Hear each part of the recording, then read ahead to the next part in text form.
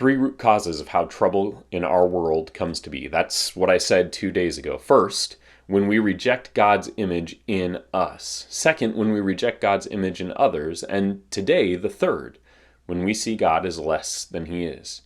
Remember that Paul, in the book of Romans, says that although mankind could perceive the eternal power and divine nature of God through his creation, and this is a direct quote, knowing God, they did not honor him as God or give thanks to him, but they became futile in their thinking and their foolish hearts were darkened. The first 9 chapters of Genesis illustrate this stepping stone process. When Adam and Eve reject God's image of God's self in them, they also reject God's dominion. God, the one who had brought into existence all things, had given them the command not to eat from the tree. In eating from the tree, they both reject God's image in themselves and choose not to honor God as his nature deserves. They diminish the image of God in their own minds. Now, when Cain fails to live into the image he was created to live into, it leads to him rejecting the image of God in his brother. It leads to the first murder. Then, unlike Adam and Eve, who confess their transgressions against God when he approaches them, Cain lies to God about his actions as though God is incapable of seeing beyond his lies. Through his actions, Cain diminishes the image of God in his own mind. So if we are poor image bearers and we fail to acknowledge the image of God in others, how can we expect to have a clear picture of who God is? Or maybe we could look at the words of John. If anyone says, I love God and hates his brother, he is a liar. For he who does not love his brother, whom he has seen, cannot love God, whom he has not seen. It's a spiral.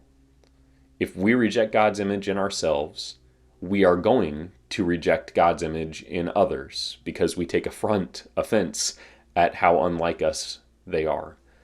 We will almost certainly then diminish God in our own thinking. And that's how we arrive at a situation like Genesis chapter 6, verse 5.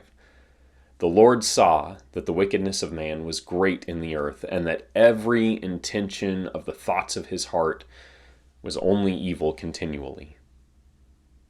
Humanity rejects the image of God in themselves. They reject the image of God in others, and they reject God's authority. And this leads to an absolute debasement of human nature.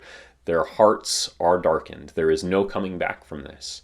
God's only option is essentially a hard reboot of humanity, and he finds one righteous man, Noah, who, like Abel, finds favor with God. Genesis 6 verse 9 tells us that he walked with God.